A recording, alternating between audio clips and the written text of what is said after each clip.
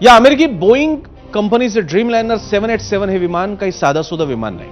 नागरी हवाई प्रवासासाठी हजारो किलोमीटरची प्रचंड अंतर पार करण्यासाठी बनवण्यात आलेलं हे अतिशय सोफिस्टिकेटेड विमान जणू उडता हवाई महाल होता. विमान अभियांत्रिकीतील श्रेष्ठत्व दर्शवणाऱ्या या विमानाची वैशिष्ट्य पाहिल्यानंतर त्याच्या ताकदीचा आवाक्याचा अंदाज आपल्याला येऊ शकतो. ग्राफिक्सद्वारे पाहूया. ड्रीमलाइनरची वैशिष्ट्य कमी वजनाचं धातूंपेक्षा हलक्या संमिश्र पदार्थानं बनलेलं विमान. विमानाची लांबी 56 मीटर, उंची 17 मीटर. बोईंग 787-8 ड्रीमलाइनर विमानाला 2 इंजिन. विमानाची इंधन क्षमता 1,26,000 लिटर. विमानाची गती 954 किलोमीटर प्रति तास. तर आसन क्षमता 250हून अधिक. विमानाची किंमत 2.18 कोटी. लांब अंतरासाठी निर्माण केलेलं हे विमान हे जगातल्या वैमानिकी किंवा हवाई वाहतुकीमधलं एक मार्बल चमत्कार मानला जात असे.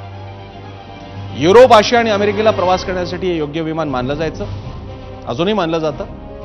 कमी इंधन वापरून जास्त अंतर या विमानाद्वारे गाठता येणं शक्य होतं. एअर कंडिशनिंग, व्हिज्युअल मनोरंजन प्रणाली आणि कनेक्टिव्हिटी संदर्भात आधुनिक तंत्रज्ञानानं सज्ज असं हे ड्रीमलाइनर विमान आणि अत्यंत प्रगत तंत्रज्ञानाचा वापर. या विमानाचं उड्डाण 4 शक्तींवर, 4 प्रमुख पॉवर बेसवरती आधारित, लिफ्ट, ड्रॅग, थ्रस्ट आणि वेट या 4 शक्तींवर आधारित हे विमान होतं.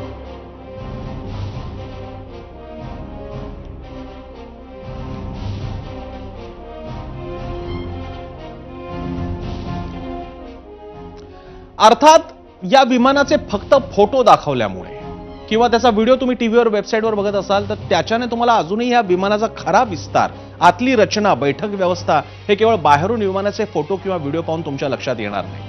आपण तुम्हाला आता आतून दाखवणार की हे विमान आहे तरी कसं.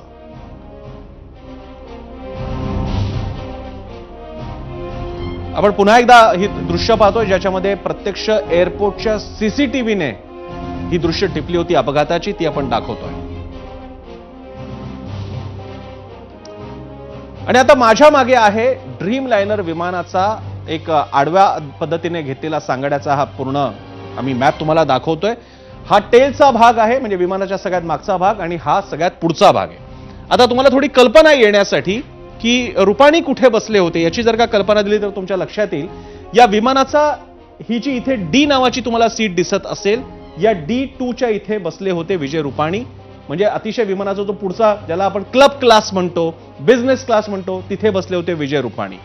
आणि जो वाचलेला आहे, जो मुलगा वाचलेला आहे, जो तरुण वाचलेला आहे, तो ज्या 11 नंबरच्या ठिकाणी बसला होता, ती जागा होती ही A11 ची जी जागा होती ती होती इकडे. हा 11 नंबरची ही रो आहे, ही रांग आहे.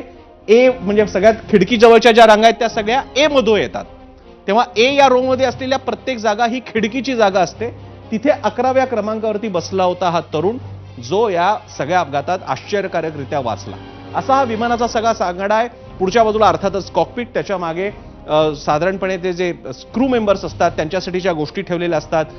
सगळ्या प्रवाशांना सर्व्ह करणाऱ्या काही गोष्टी असतात, त्याच्यासाठीचे कोल्ड स्टोरेज म्हणा, फ्रीज म्हणा किंवा अन्य काही कप्पे असतात.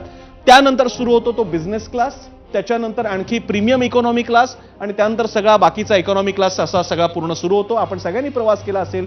विमानाच्या नियमाप्रमाणे विमानाच्या एकदम शेवटी मधल्या भागामध्ये आणि नंतर पुढच्या भागामध्ये इमर्जन्सी एक्झिटसाठीचे दरवाजे असतात याची आपल्याला कल्पना आहे.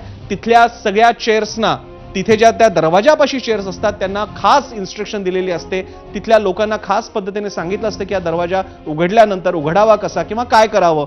या सगळ्या गोष्टीच्या अनेकदा विमान सुरू होताना, टेक ऑफ होण्याच्या पूर्वी आपल्याला ज्या हवाई सुंदरी असतात किंवा जो क्रू मेंबर्स असतात ते आपल्याला माहिती देत असतात.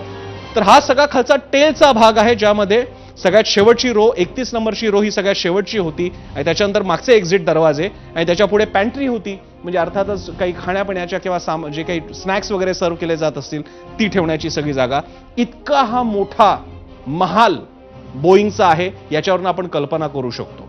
थोडक्यात तुम्ही जर का आता वेबसाईटवरती डोमेस्टिक फ्लाईटचा जर का विमानाचा भाग बघितला त्या तुलनेत बोईंगचा 787चा जर का हा तुम्ही भाग सगळा बघितला, हा सगळा मॅप ऍक्च्युअली बोईंगच्या वेबसाईटवरनं घेतलेला आहे, तर कल्पना येऊ शकते की हे विमान केवढं मोठं आहे. आणि इतकं प्रचंड मोठं वजनदार विमान अहमदाबादवरनं लंडनला जात होतं, तर विचार करा त्या विमानाची क्षमता काय असेल. दरम्यान आत्ताच एक बातमी येते, पंढरपूरचे ज्येष्ठ नागरिक दाम्पत्य आशा पवार आणि महादेव पवार यांचंही या अहमदाबाद विमान अपघातात